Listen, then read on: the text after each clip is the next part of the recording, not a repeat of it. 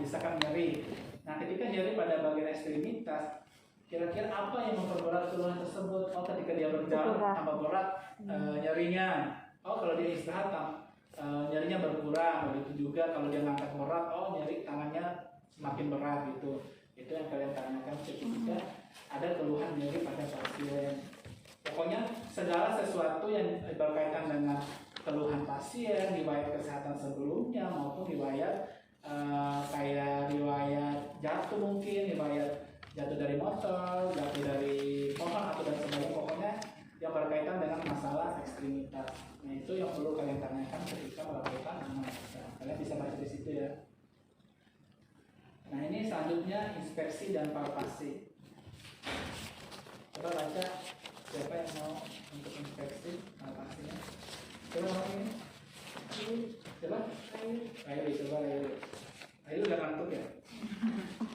Pada lakukan inspeksi mengenai termasuk misalnya pada makanan dialihkan eksekusi dengan siapa serta amati mengenai keadaan dan tidaknya atrofi maupun pusat. Nah, itu makanya kita bandingkan kaki kiri dan kaki kanan, langsung kita lihat. Oh, apakah bagian ototnya misalkan bagian bawah, apakah ada kelainan atau tidak. Kelainan itu kita bandingkan duanya karena kita sudah bisa menentukan itu berkelainan atau tidak, karena memang yang sampai si pasiennya itu bawaan dari lahir bentuk ototnya seperti itu. Tapi kita bisa membedakan antara kiri dan kanan. Kalau kirinya lebih gede itu berarti ada kelainan, atau kanan lebih gede ada kelainan pada ototnya. Jadi kita lihat, kita membandingkan antara bagian kanan dan bagian kiri. Begitu juga dengan ekstremitas bagian atas, kita bandingkan antara kiri dan kanan. Kita lihat kalau bagian kanan yang mengalami pengecilan itu namanya atrofi. Jadi misalnya tangan kanan saya lebih kecil dibanding tangan kiri saya. Oh, itu mengalami atrofi. Tapi kalau lebih gede itu namanya hipertrofi. Paham sampai sini? Tapi nggak terlalu sulit. Kita bisa melihat membedakan antara bagian kiri dan bagian kanan. Kemudian yang kedua tadi lebih kecil. Atrofi lebih kecil. Nah, kalau memang ada perbedaan ukuran antara kedua ekstremitas itu, kedua sisi kiri dan kanan itu, kalau perlu kalian ukur dengan menggunakan meteran. Yang kanannya berapa senti, yang kirinya berapa senti. Kan kalian bisa membedakan. Oh, ternyata lebih kecil banget, ternyata hanya 2 senti ukuran otot pada bagian ekstremitas kiri, sedangkan bagian kanannya lebih gede 4 senti misalnya. Nah, itu yang perlu kalian catat nanti ketika melakukan dokumentasi setelah melakukan pemeriksaan fisik. Kemudian yang ketiga, amati otot untuk mengetahui kemungkinan terjadinya tremor dan kontraksi abnormal. Nah, untuk mengetahui adanya tremor. Jadi tremor itu apa? Yang bergerak tak terkendali. Jadi tremor itu kayak misalkan kalian lagi pasang infus, getar-getar gitu tangannya, itu namanya tremor. Bisa karena itu pengaruh psikis, bisa karena adanya penyakit. Caranya? Jadi caranya itu biasanya diangkat begini, kemudian disuruh diam beberapa detik, kemudian perhatikan apakah ada tremor atau tidak. Atau kalau kalian mau lihat lebih jelas, kita di atasnya itu taruh kertas. Taruh kertas di atasnya, kemudian kalian perhatikan apakah ada getaran atau tidak. Tapi kalau hanya getarannya sedikit itu masih dalam batas normal, karena itu kan memang kita ketika mengangkat tangan kan kita butuh tenaga, untuk melawan yang namanya gravitasi bumi. Tapi kalau getarannya kayak begini-begini, nah itu bisa dikatakan tremornya positif. Kemudian kita melakukan palpasi otot untuk mengetahui tonus otot. Jadi kita melakukan palpasi. Jadi kita pegang ini ya, pegang bagian yang memang ada ototnya. Bagian biasanya kan bagian sini kita pegang. Oh, ini kita melihat ada tonus ototnya, ini ada, pasti ada ototnya. Sama dengan bagian kiri juga, sama juga di bagian atas. Jadi tonus otot itu kayak itu loh, bentuk otot yang di dalam itu kan ada kulit. Kemudian di dalam kulit ada lapisan lemak, tapi yang di bagian ototnya. Nah, kalau kita begini kan ada bagian ototnya, itu adalah tonus otot. Kita lihat bagaimana, apakah tonus ototnya itu juga mengalami pengecilan atau tidak, apakah banyak lemaknya atau tidak, itu kita bisa melihat dengan melakukan palpasi pada bagian otot. Nah, selanjutnya ini yang paling penting juga yang perlu kalian lakukan ketika melakukan pemeriksaan, lakukan uji kekuatan otot. Nah, di situ coba kalian baca ada nilai 5, 4, 3, 2, 1 dan 0. Nah, coba kita mulai dari 5. Coba Fajar angkat kakinya bagian kanan. Kaki bagian kanan. Kaki bagian kanan. Angkat, kemudian kalian tahan. Coba tahan Pak, tahan ya, saya dorong. Tahan. Enggak, maksudnya Kita kamu tahan sepenuh yang semampu kamu tahan. Nah, kita dorong nih. Tahan. Ditahan sama kamu sekuat Tahan nih. kamu. Nah, tahan nih. Nah, kita dorong nih kuat. Berarti si Fajar ini kekuatan otot adalah 5 karena kekuatan penuh. Oh. Ketika kita dianjurkan Penuh, untuk ya? mengangkat ekstremitas, terus kita dorong bagian ekstremitasnya dengan kekuatan kita juga, tapi dia masih bisa menahan, itu kekuatannya 5. 5. Kemudian kekuatannya 4. Coba baca itu kekuatan 4. Coba Catherine. Dapat menggerakkan otot dan sendi dengan aktif, namun tidak mampu menahan tangan. Ketika angkat si Fajar ini angkat, saya dorong, tapi dia tidak. Ketika saya dorong tadi, tapi dia tidak bisa menahan, langsung jatuh. Ketika kita beri tekanan, beri tahanan, langsung jatuh. Itu nilainya 4. Kemudian yang ketiga, lanjut. Dapat menggerakkan anggota gerak dan mampu melawan gravitasi. Jadi si Fajar angkat kakinya Fajar. Nah, jadi dia saya kasih tahanan, dia tidak mampu. Kemudian kalau disuruh angkat begini, dia masih bisa tahan sendiri tanpa apa lagi namanya, tanpa jatuh. Nah, tanpa jatuh, jadi nggak jatuh dia terus diangkat begini kakinya. Lanjut, yang kedua. Dapat menggerakkan anggota gerak namun tidak mampu melawan Nah, gravitasi. jadi ketika dia ngangkat nih, belum sampai tinggi banget, udah jatuh lagi. Itu nilainya 2. Atau dia hanya mampu kiri kanan, kiri kanan, kiri kanan. Nah, itu nilainya 2. Atau ketika dia mampu angkat baru dikit, jatuh lagi. Nah, itu nilainya 2. Nah, nilai 1 itu tidak ada gerakan sama sekali. Tapi ketika kita, misalkan nih, Pak coba digerakkan kakinya kiri dan kanan. Nah, dia nggak gerak, tapi kelihatan di bagian kaki atau bagian tangan itu ada usaha untuk gerak. Dari kayak begini loh. Kita pegang itu kayak pengen, dia tuh pengen gerak, tapi memang nggak mampu gitu. Nah, itu nilainya 1. Nah, kalau nilainya 0 itu tidak ada sama sekali. Kalau kita suruh kiri kanan dan sebagainya, dia nggak ada usaha, jadi kayak lemas banget gitu. Pokoknya nggak ada usaha. Beda sama yang satunya itu ada usaha untuk menggerakkan, tapi memang nggak bisa gerak, tapi kelihatan dari bentuk tangan dan kakinya itu kelihatan kalau dia ada mau usaha untuk bergerak. Paham nggak sampai sini? Kamu nggak ada pertanyaannya? Ada pertanyaan nggak? Nah, di bawah itu cara penulisan kekuatan otot. Sebenarnya kekuatan otot ditulis 4 bentuk kotak itu.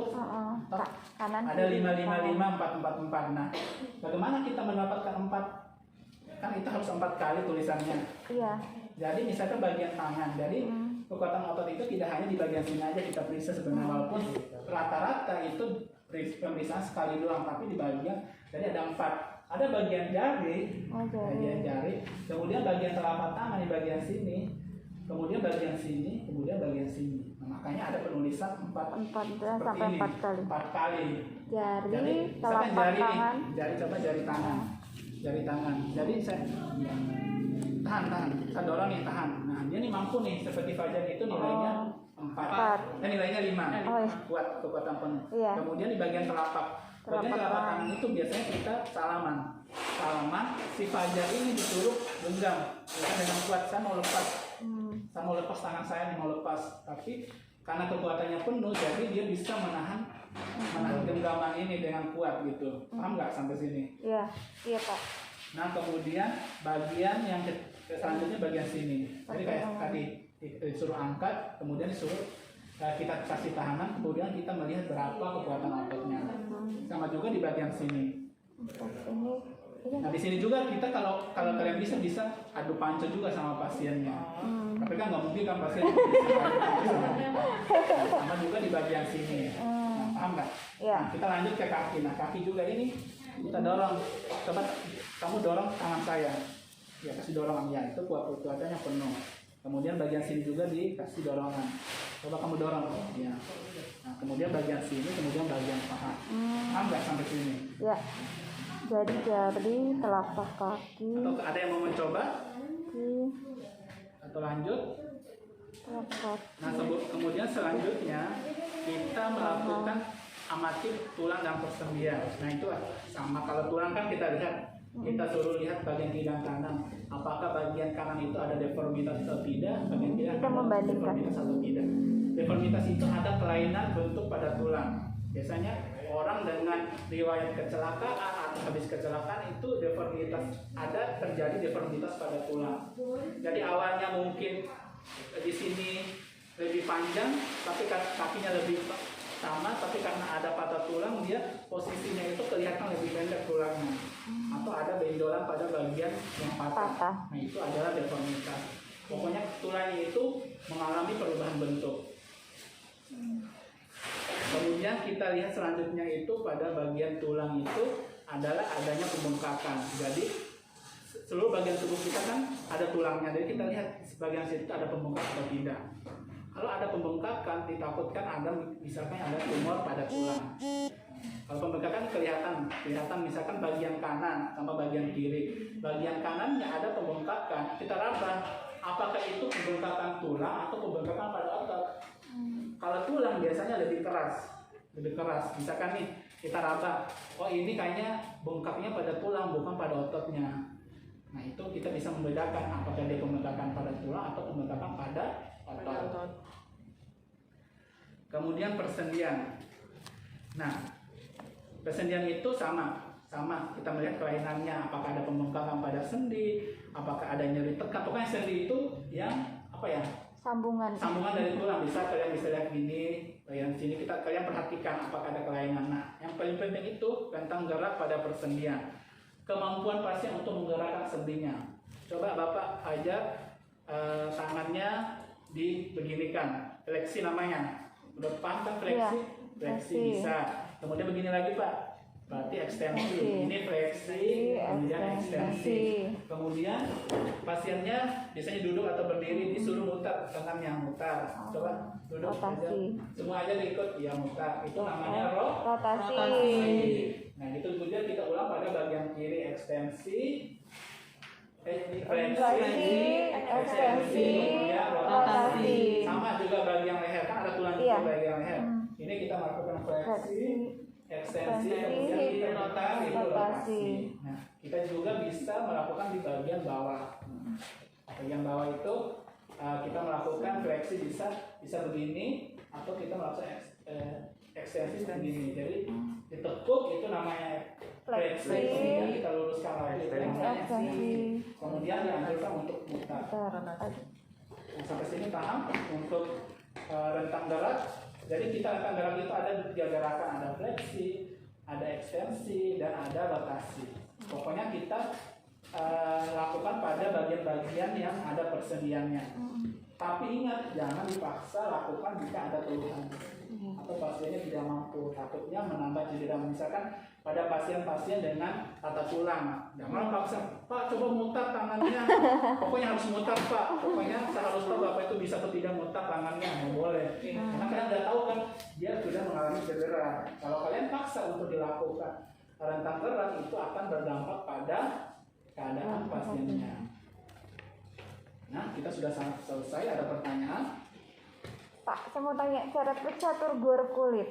Kan suka ada keluhan sering kalau dapat kasus tuh Ya, periksa turgor kulitnya buruk, baik, itu bagaimana? Nah, turgor kulit itu kan biasanya untuk melihat tanda-tanda Kurang pasien cairan. itu dehidrasi atau tidak biasanya, kekurangan cairan atau tidak, atau pasien-pasien yang mengalami Udem. pendarahan. Oh iya, pendarahan juga ya, kekurangan cairan juga. Cairan juga karena keluarnya darah. Darah kan bagian dari cairan, atau pasien diare, atau pasien memang dengan kekurangan intake cairan, atau mungkin ada masalah pencernaan. Jadi turgor kulit itu biasanya kita lihat cubit biasanya. Biasanya dicubit untuk turgor kulit. Nah, kalau saya ini normal karena langsung kembali dalam hitungan sebelum 3 detik. Ini normal.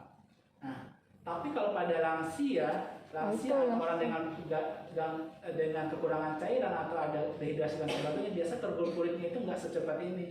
Bisa pernah lihat lansia nggak? Iya. Jadi lansia itu sebenarnya normal yang abnormal, Mas. Apa nggak maksudku? Normal yang abnormal. Jadi dengan Maksudnya keadaan dia yang udah berumur segitu, dengan itu udah sebuah- normal sebenarnya. Walaupun sebenarnya pada pasien-pasien tertentu itu abnormal, Iya. karena dia memang pada keadaan lansia itu elastisitas kulit, otot dan sebagainya itu berkurang. Nah itu kalau misalnya yang lansia ngeliat turgor kulitnya gimana kan dia udah dari sana. Nah, untuk melihat turgor kulit pada lansia itu kita tidak bisa melihat turgor kulit saja. Oh, Untuk jadi melihat yang dehidrasi kita bisa melihat tanda-tanda yang lain. Bisa kalian melihat bagian bibirnya, Oh. apakah pucat atau tidak. Kemudian kalau memang kita mau melihat lebih jauh, kalau dia dehidrasi atau tidak, kita melihat jumlah urin yang keluar. Atau kita melihat apa ya, bagian ubun-ubunnya apakah cekung atau tidak, itu bisa melihat tanda-tanda adanya dehidrasi. Jadi kalau pada lansia kalian tidak boleh melihat dalam satu sisi aja, bisa melihat kulit, tapi melihat juga bagian tubuh yang lain yang bisa menandakan bahwa pasien itu mengalami dehidrasi atau kekurangan cairan di dalam tubuh. Bisa nih mata juga nih biasa cekung dalam nih kalau kekurangan cairan atau dia dehidrasi berat, itu cekung matanya. Nah itu bisa kalian lihat tanpa memeriksa bagian elastisitas kulit atau turgor kulit. Kalau yang udem itu kan kulitnya lebih kencang, itu masuk ke turgor termasuknya ya Pak? Apa bukan? Sebenarnya itu agak beda dengan turgor kulit dengan udem, tapi itu juga akan mempengaruhi turgor kulit. Karena itu kan turgor kulit kan lebih erat kaitannya dari elastisitas. Nah, tapi karena ada cairan di dalam tubuh kita yang berlebihan, maka dia elastisitasnya lebih dia tidak mempengaruhi elastisitas, tapi dia akan mempengaruhi struktur dari kulit kita. Dia akan lebih mengembang. Bayangin kalau balon, misalnya ini sel kita, balon itu sel kita, diisi cairan, diisi air, lama-lama akan mengembang. Nah itulah adalah salah satu ilustrasi kalau ada kelebihan cairan di dalam tubuh. Jadi kalau dehidrasi kan turgor kulit buruk. Kalau untuk udem turgor kulit Kalau itu kita nggak pakai ya. Dia lebih ke lihat udemnya aja ya Pak. Kita derajat berapa? Kalau udem kan dia lebih pakai ke derajat ya. cairan berlebihan. Kalau turgor kulit yang jelek itu lebih ke arah kekurangan cairan. Oh jadi lebih ngelihat ke derajat udemnya ya. Oh ini dia derajat berapa sih? Kalau memang dengan pasien gagal ginjal berat atau dengan gagal jantung kongestif yang berat, biasanya itu udemnya itu bisa derajat 3 atau derajat 4. Bahkan kalian nanti bahkan menemukan ada pasien dengan udem anasarka. Apa Pak? Jadi udem anasarka. Jadi udem anasarka itu udem seluruh tubuh, mulai dari kepala sampai kaki itu udem semua. Saya pernah menemukan pasien dengan keadaan seperti itu di IGD. Pasien dengan gagal ginjal kronik, tapi karena dibawa ke IGD itu lama, jadi keluarganya itu enggaknya kalau pasiennya itu udah mulai nol kesadaran, tapi dibiarkan dulu di rumah, nggak dibawa dengan cepat ke rumah sakit. Jadi pasiennya itu udemnya itu udem anasarka namanya. Jadi udemnya itu udem seluruh tubuh. Jadi mulai dari kepala sampai ujung kaki itu udem. Jadi pasien itu kayak papan kelasnya. Jadi kalau dipegang bagian tubuh itu kayak papan karena udah penuh dengan cairan. Bayangin cairan ada di dalam paru-parunya. Bagaimana sesaknya si pasien ini kalau keadaannya seperti itu. Tadi mau nanya kan nggak jadi. Nggak ada pertanyaan lagi? Yang ini Pak, yang tadi yang investasi yang kelainan wanita itu yang eritema, viscera, leukoplakia dan exolias itu apa ya? Ini ya di wanita ya. Ya, yang investasi yang di wanita nomor yang D, D. yang bagian D. Itu kan ada lesi, eritema, viscera, Lesi itu leukoplakia. kayak lesi itu apa namanya kayak bercak-bercak luka gitu. Lesi itu luka. Sama dengan ulkus, tapi lesi itu lebih sedikit. Ulkus kan lebih luas. luka banget. Iya. Kalau lesi itu kayak goresan-goresan gitu loh. Tahu nggak? Kemudian eritema itu kemerahan. Kemudian viscera itu kayak ada bagian-bagian itu dia ada titik-titik kayak bentuk berlubang kalau nggak salah ya. Nanti kalian bisa cek lagi. Pokoknya ada bagian tubuh kayak akan terbentuk lubang-lubang. Jadi bagian kulit tapi ada kayak mirip pori-pori yang melebar gitu. Kemudian Tapi itu maksudnya yang itu bukan pori-pori atau maksudnya biasanya disebut luka, luka. tapi yang bentuknya berlubang. Berlubang. Gitu. Oh, Kemudian leukoplakia itu kalau nggak salah hilakia, leukoplakia. leukosit. Tulisannya dulu. Leukonya Itu leukosit. kayak lebih ke itu loh, kan orang apa sih yang keputihan itu? Oh, ya iya orang Keputihan tapi putih. cairannya itu yang keluar. Yang keluar. Pernah lihat orang keputihan nggak? Pernah. Ada cairan kan yang keluar? Iya. Nah itu kalau nggak salah itu leukoplakia, coba cari. Oh, adanya cair. Ya sampai Bapak salah ingat. Leukoplakia, coba nyari di internet.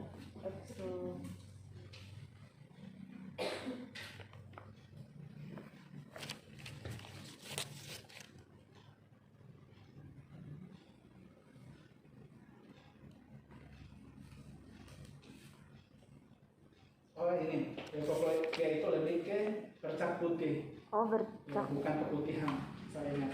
Bercak putih, jadi di dalam kelamin itu ada titik-titik putih. Nah, bisa itu tanda-tanda adanya tumor atau adanya kanker. Awal tandanya kanker. Jadi itu sangat penting kalian perhatikan ketika melakukan inspeksi pada kan perempuan. Misalkan ada putih-putih, bercak putih-putih itu menandakan adanya pertumbuhan sel kanker. Kemudian eksfoliasi. Juga kalau eksfoliasi itu kurang tahu.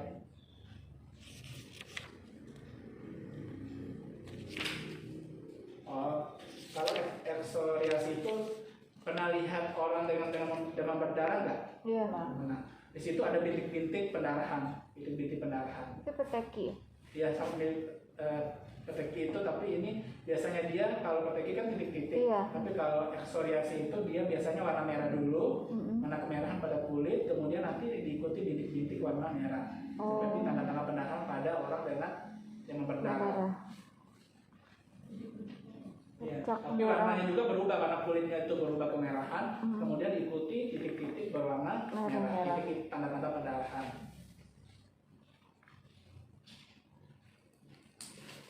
Nah, ada lagi pertanyaan? Tadi yang PQRS tadi mana ya tadi yang mau tak tanyain Pak. Boleh, nanti bisa langsung dulu juga kalau masalah selesai. Nah, Kedinginan ya? yang jenis nyeri Pak, kan tadi nyeri ya, untuk itu kan ada PQRS, salah satunya itu adalah Kia kualitinya. Tadi kan ada yang nyeri tumpul, nyeri tajam gitu. Ada spesifik khusus nggak Pak? Misalnya kalau di jantung biasanya nyerinya jenis ini gitu, kalau misalnya di kepala mungkin nyerinya nyeri apa gitu kan, itu gimana? Kalau di jantung itu seperti tertekan. Iya. Pernah ngerasain tertekan berat, beban berat kalau pada jantung. Jantung. Itu nyeri khasnya pada Ya, dulu. pasien jantung. Kalau pada pasien yang fraktur atau luka atau kena robekan berat tajam itu biasanya teriris-iris. Ya kan. Kan nama juga kerusakan Iya. jaringan seperti teriris-iris. Kalau pada pasien jantung itu biasanya penekanannya Misalkan kayak tertekan beban yang berat pada bagian Tertekan jantungnya atau bagian dadanya. Kalau nyeri kepala itu tergantung dari ininya. Kalau dia kebentur kepalanya itu biasanya nyerinya seperti ini. Nyeri yang seperti teriris-iris, tergantung. Kalau dia memang ada robekan itu seperti teriris-iris. teriris. Nyerita. Coba cari lagi jenis-jenis lainnya. Jadi kalian bisa Misalnya kan kalau lambung kan dia nyeri juga nih, nyeri kalau yang sakit perut ya, Iya. nyerinya apa? Misalnya ada yang kalau pasien apa itu appendix, itu juga kan nyeri. Jadi nyerinya jenis apa gitu, dikasih bingung bedainnya. Nama nyerinya. Jadi kalian nanti bisa coba cari jenis nyeri tadi, bukan jenis nyeri sebenarnya, Lebih ke karakteristik dari nyerinya, kualitinya ya. Tapi yang paling sering itu teriris-iris, kemudian tertekan benda berat, Iya, itu terus jantung. apalagi ya? Kalau nyeri appendix gimana ya? Kalau nyeri inflamasi dia kan masuk infeksi, Iya. inflamasi. Ntar dicari deh. Coba cari ya, nanti kita nyari sama-sama kira-kira karakteristik nyeri dari jenis-jenis penyakit tersebut itu apa aja. Kita coba-coba nyari ya. Nggak ada lagi pertanyaan? Hilang tinggi PQRS. Kalau nggak ada, kita lanjut ke diagnosa ya. Ada kan pertanyaan Bu? Yang lain nggak ada? Ada nggak? Ke diagnosa, kalau diagnosa kan sebenarnya udah ya. Iya. Udah kalian sama saya kan diagnosa kemarin kalau nggak Iya, salah. sama Bapak. Jadi diagnosa itu saya mereview aja ya. Nanti, karena nanti kan sebenarnya untuk ujian ini selain pengkajian, nanti kalian bisa menentukan diagnosa karena nanti ada kasusnya. Nanti Bu Ana akan memberi kasus, kemudian jadi sebelumnya saya memberi gambaran untuk ujian besok. Jadi nanti ada kasus. Nah, kalau pasiennya di situ mengalami kira-kira dia penyakit jantung, tapi yang kalian periksa itu yang berkaitan dengan jantungnya aja biar nggak lama. Tapi kalian harus tahu inspeksi, palpasi, perkusi, auskultasi itu di bagian mana aja. Misalkan inspeksi itu tidak hanya di bagian dada, tapi inspeksi juga yang berkaitan dengan jantung. Seperti saya bilang tadi, bisa konjungtiva, bisa bagian bibir, bisa bagian leher, bisa bagian kaki. Nah, yang ada kaitannya dengan jantung. Ingat ya, ujiannya begitu. Yang ada kaitannya dengan jantung untuk inspeksinya. Nah, untuk palpasinya, ya langsung ke jantung yang seperti yang bilang tadi. Begitu juga dengan perkusi dan palpasi. Tapi untuk inspeksi itu kalian bisa melihat semua bagian tubuh yang berkaitan dengan jantung. Maksudnya kalau ada masalah jantung, oh dia akan berpengaruh dengan bagian tubuh yang mana sih? Oh, konjungtiva juga berpengaruh. Oh, bagian bibir juga berpengaruh. Oh, bagian ekstremitas juga berpengaruh. Nah, itu yang perlu kalian perhatikan ketika ujian karena kalian memang targetnya bisa berpikir kritis dengan keadaan pasien. Jadi bukan pasien jantung lihat bagian jantung dadanya aja, tapi kalian bisa menganalisis bagian apa saja yang berpengaruh jika ada masalah jantung pada pasien. Setelah kalian melakukan pengkajian, nanti kalian menentukan diagnosa. Mungkin nanti si penguji bilang pas melakukan anamnesa, oh saya nyeri dada, oh kalian bisa membayang, oh pasien ini ada nyeri, kalian hitung PQRST-nya. Nah setelah kalian pengkajian, kalian menentukan diagnosa. Nah kemarin kan Bapak sudah jelaskan bahwa diagnosa itu ada 3. Ada apa satu? Coba. Diagnosa. Ada diagnosa aktual. Kemudian ada diagnosa ini apa? resiko. Satu Kemudian lagi ada diagnosa promosi kesehatan. Coba ya dibaca ulang ya. Yang besok baca di bagian diagnosanya. Ada diagnosa aktual, ada diagnosa resiko, dan ada diagnosa promosi kesehatan. Tapi biasanya yang paling banyak kalau pada kasus-kasus di rumah sakit itu diagnosa aktual dan diagnosa resiko. Aktual yang paling banyak. Aktual itu bagaimana bunyinya? Kayak gangguan pola napas, nyeri akut, nyeri kronis, defisit nutrisi, ketidakbersihan jalan napas. Nah itu diagnosa aktual. Kalau diagnosa resiko, otomatis di depannya ada kata resiko. Resiko defisit nutrisi, resiko jatuh, resiko kerusakan integritas kulit. Nah, namanya resiko dia belum terjadi, tapi akan mengarah ke sana. Itu kayak kita mau ke Tanah Abang, tapi kita baru merencanakan, belum berangkat. Nah, bagaimana caranya kita? Kenapa kita mengangkat diagnosa itu supaya si A ini tidak berangkat ke Tanah Abang? Mungkin kita ngajak dia ngobrol, mungkin kita ngajak dulu jalan-jalan sampai dia lupa untuk berangkat ke Tanah Abang, misalnya contohnya seperti itu. Nah itu adalah diagnosa resiko.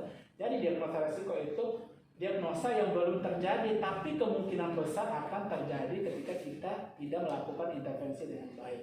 Apa sampai sini? Sedangkan diagnosa promosi kesehatan, si pasien ini udah baik, udah keadaannya udah membaik, udah normal, dan dia ada tanda-tanda dia mau meningkatkan derajat kesehatannya. Dia yang udah sehat tapi dibuat lebih sehat lagi. Itu diagnosa promosi kesehatan. Walaupun jarang sekali dipakai di rumah sakit karena pasien rumah sakit kan jarang langsung tiba-tiba sehat. Kalau udah sehat disuruh pulang juga, bakalan bertahan juga di situ. Tapi biasanya kalau di komunitas itu diagnosa promosi kesehatan. karena kan dia komunitasnya tujuannya kan mensejahterakan orang yang sudah sehat. Dari yang sehat semakin sehat, yang sakit menuju sehat. Nah, itu diagnosa promosi kesehatan. Nah, besok untuk ujiannya mana ya Pak Jo? Ada diagnosa. Nah, besok seperti saya kemarin, kalian dikasih lembar nanti kalian menentukan data apa aja yang muncul. Kalian bisa menentukan data objektif dulu, data subjektif dulu. Nah, subjektif itu yang kayak gimana? Apa yang diungkapkan oleh pasien dan keluarganya? Apa yang dikeluhkan? Oh, saya sakit kepala sejak 2 hari yang lalu. Saya tidak nafsu makan. Saya susah tidur. Nah, itu adalah data subjektif. Nah, seperti yang saya ajak kemarin, coba kalian baca lagi, kan ada tugas kedua ya kemarin, ada tugas kedua. Nah, itu nanti kalian bisa lihat data subjektif, data objektif. Nah, dari data objektif dan data objektif itu kalian bisa menentukan apa masalah keperawatannya. Misalkan nih, saya mengkaji pasien si Fajar. Oh, si Fajar katanya saya tidak nafsu makan sudah 3 hari yang lalu. Kemudian kita lihat porsi makannya tidak dihabiskan, hanya seperempat doang yang dihabiskan. Ketika kita timbang berat badannya, oh ternyata berat badannya cuma 30 kilo, sedangkan tinggi badannya 170. Oh, pas diukur IMT-nya cuma 12 misalkan. Nah, itu kita bisa mengangkat diagnosa apa? Defisit nutrisi. Defisit nutrisi, karena itu berkaitan dengan nutrisi. Nah, coba kalian ingat. Terus lanjut lagi, contoh, tiba-tiba pasien datang ke IGD dengan nyeri dada menjalar ke bagian bahu dan lengan. Kemudian pasiennya katanya nyerinya seperti tertimpa benda berat. Kemudian pasien mengeluh sesak. Kira-kira apa diagnosa yang bisa kalian angkat? Sesaknya itu sampai 28 kali per menit. Nah, kemudian ada retraksi dada, ada kayak retraksi dada itu kayak penggunaan otot bantu pernapasan pada bagian dada. Kira-kira ada berapa diagnosa itu? Nyeri pertama. akut. Kemudian Ada itu tadi sesak ya, sesak. Itu sesaknya apa? Apakah bersihan jalan napas, apa pola napas? Pola enggak. Gangguan pola napas apa gangguan bersihan jalan napas? Nah, itu yang suka susah bedain antara itu yang kalau nama. Gimana bedain itu Pak pola? Cara bedain antara gangguan pola napas dengan bersihan jalan napas. Kalau pola bersihan jalan napas biasanya ada itu disertai dengan ada, misalkan pasiennya mengeluh batuk. Iya. Pas batuk ada sekret yang keluar. Pas kita dengar ada bunyi stridor. Ada bunyi, pokoknya ada punya rongki, stridor dan sebagainya. Pokoknya ada sesuatu di dalam napasnya, baik itu lende, cairan atau apa. Nah, itu berarti bisa kita mengangkat diagnosa bersihan jalan napas tidak efektif. Nah, tapi kalau ada gangguan pola napas itu seperti dia lebih ke arah frekuensi napasnya meningkat. Kemudian ada penggunaan otot bantu pernapasan. Ketika kita mendengarkan suara napasnya tidak ada kelainan, tidak ada bunyi suara napas tambahan. Pokoknya tidak ada kayak stridor, tidak ada kayak wheezy dan sebagainya. Tapi pasiennya tampak sesak. Nah, gangguan pola napas itu bukan hanya karena ada penyakit, bisa karena gangguan psikis. Pernah lihat orang dengan kecemasan tinggi dia juga ansietas yang tinggi itu bisa mengalami gangguan pola napas karena masalah psikisnya. Nah, itu cara membedakan antara gangguan pola napas dengan bersihan jalan napas. Terus ada satu lagi Pak, menentukan prioritas.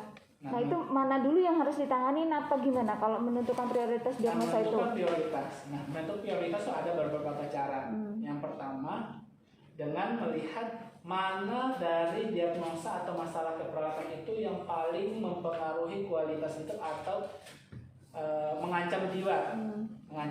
Misalkan pasien datang dengan sesak tadi napas. aja Pak, yang nyari akut tapi dia kan ada gangguan pola napas. Jadi Iya. yang diutamain apakah oksigennya Nyeri. atau itunya? Sesaknya 34 kali per menit sesak banget, tapi juga ada nyeri.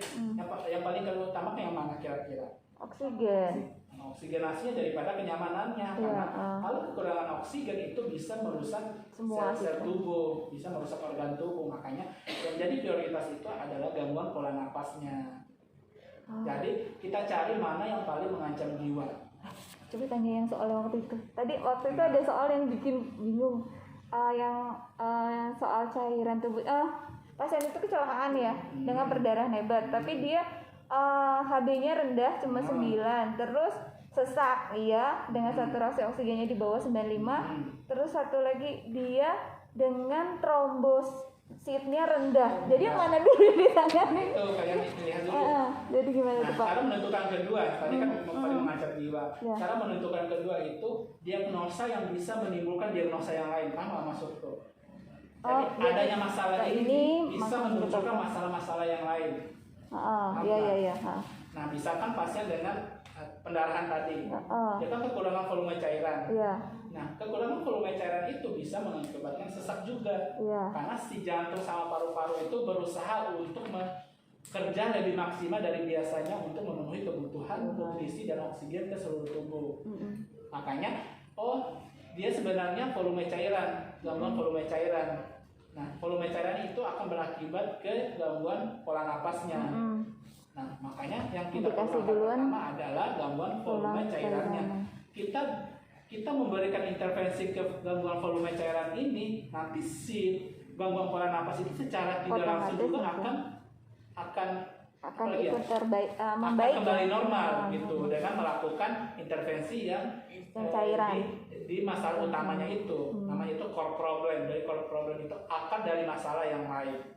Kayak gitu, paham nggak? Iya. Tapi kan di situ dia juga trombositnya rendah Pak. Kalau dalam trombosit rendah kan otomatis perdarahannya juga akan lebih banyak. Ya, Itu. tapi ya bener sih cairan dulu ya bener. lebih ke Itu kan cairan lebih ke dulu cairan. karena kalau cairan itu kan lebih ke arah dia kalau universal cairan ya itu umumnya ya. lebih ke dia akan bisa keseluruhannya. merusak beberapa organ kalau kekurangan cairan, bahkan Iya. bisa ginjal bisa bermasalah, otak bisa bermasalah kalau kekurangan cairan. Makanya kita dulu ke cairan dulu, nanti kalau masalah trombositnya rendah kan bisa urusan belakangan. Bukan kita tidak memprioritaskan, tapi yang jadi prioritas kita itu yang paling mengancam jiwa, yang paling bisa merusak organ-organ tubuh yang lain ketika masalah itu tidak diprioritaskan untuk ditangani. Ya salah jawabannya. Itu ada satu soal jawabannya beda-beda, itu ada 3. Cuman yang satu di UGD yaitu kasih Soal cairannya. metodologi. Bukan KMB itu saya kemarin tuh saya mikir ini apa dikasih Tapi oksigen kita lihat dulu, apa dikasih prioritas. Kita lihat dulu di situ baca keseluruhan soalnya. Jadi kalian bisa melihat mana sih yang paling mengancam jiwa. Kalau memang sesaknya itu paling mengancam jiwa, kita ambil sesaknya. Jangan dulu ambil nyerinya, karena nyeri itu kan sebenarnya lebih ke kenyamanan. Walaupun itu salah satu juga tanda dari masalah pada jantung misalnya. Tapi nyeri itu menandakan bahwa terjadinya masalah gangguan apa? tidak nyaman. Apa? Jadi nyeri itu sebenarnya kalau pada jantung itu gangguan apa? Perfusi ini. Gangguan perfusi pada jantung. Nah, itu adalah salah satu diagnosa perawatan. Jadi, coba kalian baca dulu buku Nanda atau buku apa Ini ya? apa? Siki SDKI. Yang untuk diagnosa itu apa? Diagnosa SDKI. Nanti kalian bisa lihat di situ. Iya. Itu kan banyak. Kalian bisa melihat kalau untuk gangguan volume cairan itu apa sih tanda dan gejala yang bisa muncul. Terus kalau nyeri apa, kalau nyeri kronis apa, nyeri akut apa. Itu kan kalian bisa melihat sehingga kalian bisa membedakan apa diagnosa yang bisa muncul ketika kalian ketika kalian mengkaji data subjektif maupun data objektif pada pasien. Jadi memang agak ribet untuk menentukan diagnosa kalau kalian nggak sering latihan, sering membaca dan sering menganalisis. Kalian pasien ini nyeri, berarti diagnosanya nyeri. Kalau HB-nya rendah, albuminnya rendah, kemudian konjungtivanya pucat, IMT-nya rendah, oh ini defisit nutrisi. Kalau kalian nanti terbiasa baca, menganalisa soal, nanti secara tidak langsung aja kalian bisa langsung, misalkan nih pasien tidur udah penurunan kesadaran, kalian langsung bisa membedakan, oh ini pasiennya bakal resiko kerusakan integritas kulit karena pasiennya tidak sadar terus tidur terus-terusan. Kan ada penekanan di bawah, oh ini akan resiko kerusakan integritas kulit. Oh pasien ini sering ngamuk di atas tempat tidur, oh ini pasiennya beresiko jatuh. Jadi secara tidak langsung kalau kalian sering baca, sering menganalisa soal itu secara tidak langsung aja kalian udah bisa menentukan diagnosa, apalagi dia udah resiko gitu.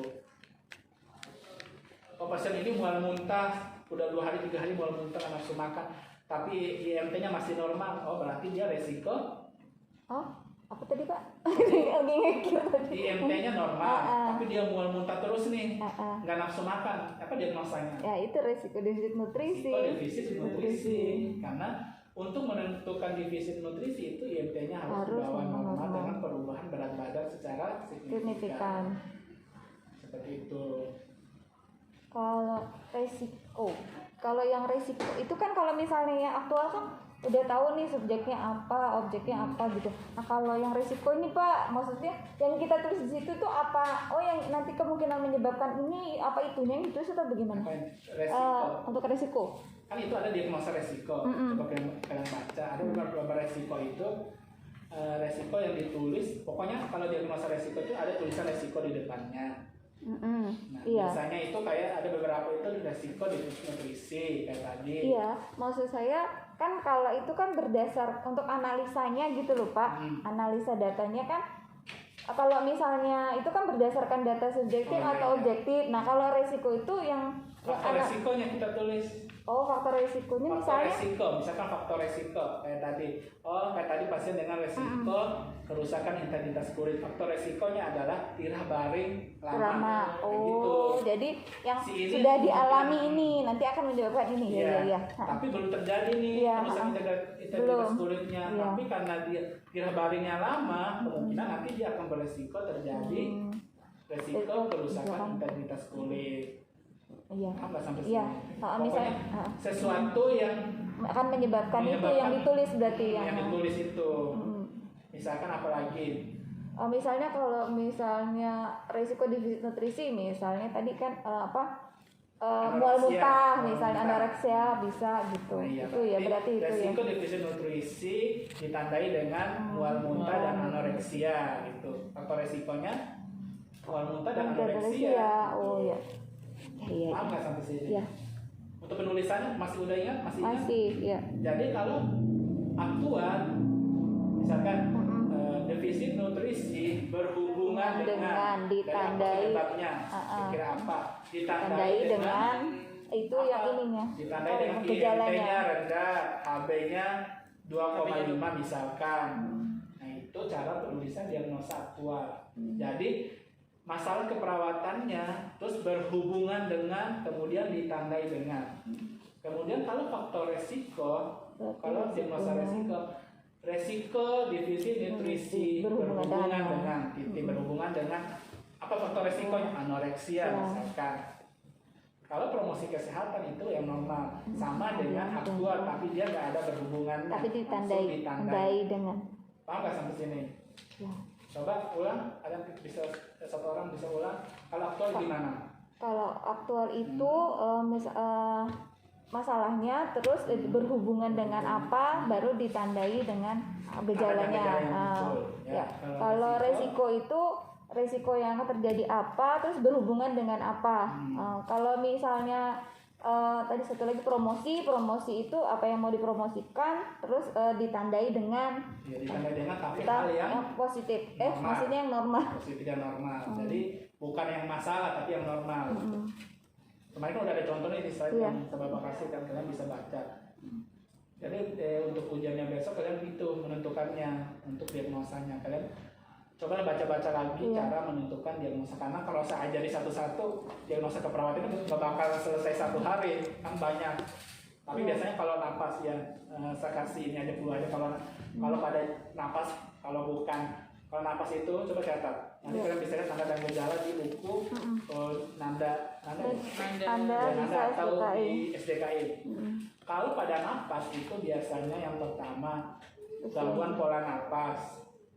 Nah, coba tulis gangguan pola napas. Kemudian bersihan jalan napas. Kemudian gangguan pertukaran gas. Nah, itu ketiga biasanya pada penapasan. Ini mirip-mirip juga. Ya mirip. Nanti kalian cari ya di buku Gangguan Nanda pola SDKI. napas, Apa bersihan bedanya? jalan napas, Pertukaran gas. bersihan. Ah? Ya kan? Apa? Iya, gangguan pola pertukaran napas. gas. Oh, ini gangguan Nah, pertukaran. itu biasa muncul itu. Nah, nanti kalian cari apa beda dari ketiga tersebut. Kemudian pada jantung atau kardiovaskuler. Jantung, curah jantung. Bisa nyeri akut, tapi Iya. nyeri berkaitan dengan jantung. Nyeri akut catat boleh tuh. Kan kalian belajar. Gangguan perfusi jaringan. Gangguan. Nah, gangguan perfusi jaringan itu banyak tuh, ada perifer, ada cerebral, ada gangguan perfusi jaringan apa sih namanya pada jantung? Lupa. Pokoknya gangguan perfusi jaringan gitu. Iya. Dicari. Pokoknya di bagian sirkulasi. Terus penurunan curah Ya, jantung. penurunan curah jantung itu masuk Bapak ya, penurunan curah jantung. Ini jadi apa? Gangguan Gangguan perfusi. perfusi jaringan bisa juga jaringan Oh. cerebral atau jaringan perifer ya, dua itu. Penurunan curah jantung. Intinya nyeri akut, gangguan perfusi, penurunan curah jantung dulu, penurunan curah jantung, Baru perfusi. gangguan perfusi jaringan perifer, gangguan perfusi jaringan cerebral. Empatnya gangguan perfusi jaringan cerebral. Satu lagi. Kemudian Satu lagi yang mana? Ntar Oh, gue berantakan loh tulisannya. Ntar kemudian yang bingung berkaitan kalau dengan abdomen. abdomen. Alhamdulillah. Kemudian kita selesai aja dulu ya.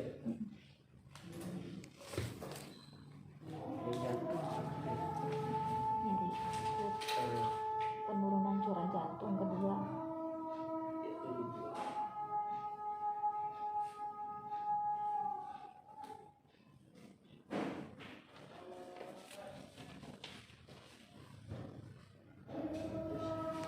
Gangguan perfusi jaringan perifer.